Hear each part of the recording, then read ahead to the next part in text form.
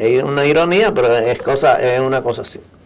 Bueno, nosotros apoyamos en el movimiento constitucional. Eso dio como resultado que después de las elecciones, durante la intervención CONATRAL, ellos hablaron por la Voz de las Américas, que era una emisora de los Estados Unidos. Ellos apoyaron el golpe de Estado, apoyaron la intervención, mejor dicho, de los norteamericanos, y nosotros apoyamos el movimiento constitucional. Después que terminó la revolución, CONATRAL desapareció, porque los trabajadores le perdieron la confianza y le perdieron todo el respeto. Y fue una organización que desapareció en menos de un año. Y nosotros nos quedamos y nos fortalecimos bastante de eso después de, no porque habíamos estado en la revolución, sino por el lucho que hicimos. En la revolución, los grupos que participábamos, estaba la CAS, estaba Fosa de Citrado, estaba Unachocín y Poasi. Esos eran los grupos sindicales. Nosotros teníamos un programa que se llamaba Justicia Social, que lo hacíamos la CAS y Fosa de Citrado, y transmitíamos diariamente un programa que lo hacíamos en conjunto. Naturalmente ustedes saben que los programas en aquella época de La Voz Dominicana, en la zona constitucionalista, era para la capital. Esas emisoras no llegaban ninguna fuera de la capital. ¿A relacionarse con vos allá en Puerto Rico? En Puerto Rico no. No, ok. O sea, yo estaba en Puerto Rico y Henry Molina tenía una novia que después fue su esposa que trabajaba en Dominicana. Entonces ella iba diariamente a Puerto Rico, en Dominicana, y nos intercambiábamos información a través de ella. Entonces un día yo decidí venir, se lo comuniqué a Henry Molina solamente, y cuando llegué al aeropuerto, el general López Murillo, que era el que estaba de ahí, a todos los que estábamos ahí se paró y dice, ¿quién es José Gómez? Entonces yo me quedé así, pero volvió y lo dijo. Entonces me dice, venga. Y yo a una señora que está ahí le dije, mira, llama a este teléfono y pasaron. Entonces, cuando fui, el jefe de migración me dice, señor Gómez, me acaban de llamar ahora mismo y mi chofer está a su disposición para llevarlo donde usted quiera. Y digo, esto me van a montar un avión, me van a montar un carro y me van a meter, qué sé yo qué. Entonces era que Henry Molina había llamado y fingiendo la voz del nuncio apostólico, le dijo que yo era un personaje importante y que venía a resolver el problema dominicano. Y me recibieron con bombos y platillos. Eso nunca sale en los documentos. Con Juan Bosch, después del 65, tuve varias reuniones personales. Una, fundamentalmente, él quería, me había mandado a buscar porque él quería relatarme. Yo había escrito un libro sobre historia dominicana. Él me dijo que había un capítulo que yo no conocía, que él quería explicarme. Y él me explicó que él había ido en barco a Bélgica, a Bruselas, para participar en un congreso de la Confederación Internacional de Organizaciones Sindicales Libres, que tenía como tema, propuesto por la CTV de Venezuela, hacer un boicot contra Trujillo. Entonces él me dio los datos. Él me dijo que fue en barco, que fue a ese evento, que lo invitaron dirigentes de ADECOS, de Acción Democrática de Venezuela, y dirigentes de la CTV de Venezuela, que eran ADECOS. Y Bosch había tenido muy buenas relaciones con Rómulo Betancourt y con la gente de ADECOS. Entonces tuvimos un día para él relatarme ese viaje que tuvo. Después de otra conversación importante que tuvimos, él había sido o fue amigo del padre Benjamín Núñez de Costa Rica. Y el padre Benjamín Núñez le había explicado a él un método de organización que a él se le había olvidado, Juan Bosch, cómo era el método. Entonces él me llamó para que yo les recordara, porque no es un método del padre Benjamín Núñez, sino de la Juventud Obrera Cristiana a nivel internacional, que es un método que consiste en lo que se llama la trilogía de ver, juzgar y actuar, y la formación de círculo de estudios y la revisión de vida. Entonces él me dijo que él quería, porque el padre Benjamín Núñez le había explicado ese método, pero a él se le había olvidado cómo era el método. Porque cuando él vivió en Costa Rica, y él ayudó, o hicieron los dos, el Instituto Político de Costa Rica, que fue un instituto internacional, donde fueron mucha gente, del PRD especialmente, en la primera, en el 62, 60, la década del 60 hasta el 70. Entonces a él se le había olvidado lo del método que el padre Benjamín Núñez le había explicado. Y él se interesó mucho en cómo eran los círculos de estudio y cómo era lo de revisión de vida. ¿En qué año le pidió esa aclaración a usted? Eso sería como en el 69 más o menos. 69. Entonces él me dijo, o sea, un día nos encontramos en una exposición de pintura de una muchacha amiga mía que ella la había invitado a él. Y él fue allá, entonces estuvimos compartiendo.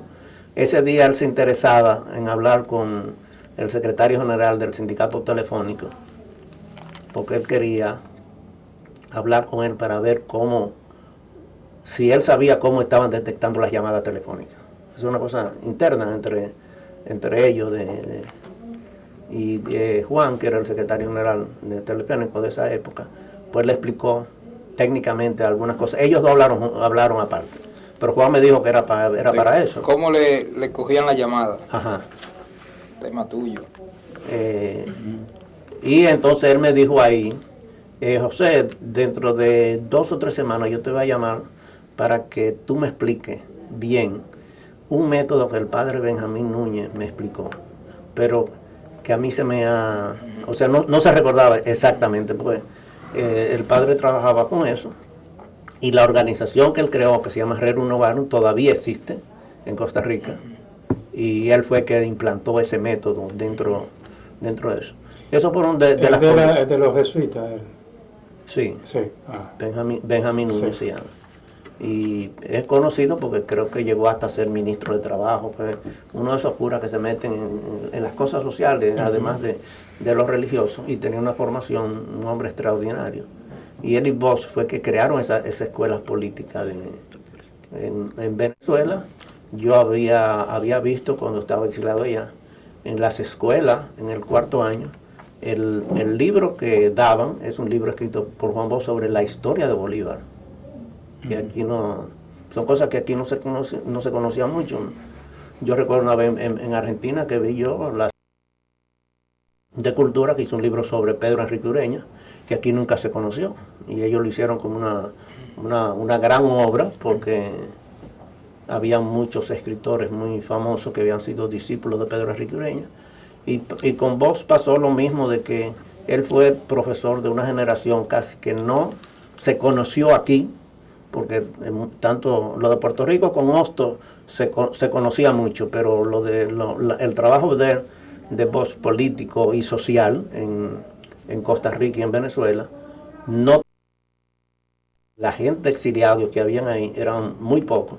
Cuando yo fui a Costa Rica, una de las cosas que más me extrañó es que Bosch, Horacio Cuascú, el general Ramírez Alcántara, eran dominicanos, pero que la gente lo idolatraba, porque la revolución del año 48 fueron dominicanos que la hicieron, especialmente Ramírez Alcántara y Orne Cuascú, y Tulio Albelo, creo que eran 3, no recuerdo el tercero si era Tulio Albelo, pero que aquí esas cosas nunca llegaron a trascender o Costa Rica como educadores.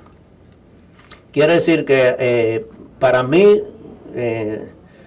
cuando yo conocí la obra social, la escritura social de Bosch, me inspiró a escribir cuestiones sociales, y los libros que he escrito casi todos son de contenidos sociales. Hay alguna referencia a obras de Bosch al principio, como vivían los campesinos y esas cosas que aquí no se ha tratado muy bien. Quizás como ha pasado ahora que el presidente ha dejado en Alburquerque la cuestión social, en aquella época Bosch le dejó a Miolán la cuestión social, y por eso no hubo más trascendencia en la parte sindical y social, pues bueno, son delegaciones que hacen los presidentes si tú te vas a ocupar de tal cosa y no incursionan tanto. Eso pasó en el gobierno de Bosch, que Miolán fue que llevó casi toda la parte social y la conocía, no era inventando, creo, sino él había trabajado con Lombardo Toledano y tú hablabas de él, lo que era la CETAL, porque Lombardo Toledano, como ustedes saben, estaba Pedro Enríquez Ureña, ellos son cuñados. No recuerdo si el Pedro Enrique Ureña está casado con una hermana de él o él está, sí, una hermana de él, sí, de Lombardo Toledano. Quiere decir que Lombardo Toledano tenía una afinidad con los dominicanos y especialmente con Ángel Miolán, que no la tuvieron muchos dominicanos porque Lombardo Toledano era un hombre contra Trujillo. Pero cuando hubo un espacio que la CETAL pudo venir en el año 46, el ideólogo, en el año 46, aquí vinieron una delegación de sindicatos, sí, que fue cuando se crearon las bases que surgió Mauricio Báez. ¿Qué es la CETAL? La CETAL es la Central de Trabajadores de América Latina. Okay. Entonces, el presidente de la CETAL era Lombardo Toledano. Pero Lombardo Toledano fue el creador de la Confederación de Trabajadores Mexicanos, que era un 98% de todos los trabajadores que tenían. Quiere decir que no estamos hablando de un sindicalista, además un intelectual, de los 10 intelectuales de México, uno era Lombardo Toledano. Quiere decir que no era un obrero, como decía Mauricio Báez, era no porque fuera dominicano, sino un obrero, pero no era un intelectual como... Entonces Miolán tenía todas estas ideas, cuando él vino, de hacer un partido como el Partido Revolucionario Institucional y una central como la Central de Trabajadores Mexicanos, que era lo que había. Pero aquí... acabábamos de salir de una dictadura, entonces la gente no quería mucho esas cuestiones porque la Central de Trabajadores en tiempo de Trujillo era una correa de transmisión del Partido Dominicano y el Partido Dominicano era que decía usted va ahora y después va usted y después va usted, entonces la gente no quería eso, quería tener, porque se quería hacer todo lo contrario a lo que se había hecho en la dictadura de Trujillo. Entonces la gente no ¿Había animadversión al sindicato por eso? No, al sindicato como correa de transmisión de un partido político. Por eso los partidos de izquierda nunca tuvieron fuerza sindical hasta el año 72, cuando se creó la CGT. Nunca tuvieron. Y tenían mucha fuerza, o sea, social. El MPD, el PSD, el PSP, todos esos partidos tuvieron mucha influencia, pero nunca tuvieron fuerza sindical. ¿Por qué? Porque ellos se confundieron y creyeron que los sindicatos eran un partido político, de hacer un núcleo, un grupo.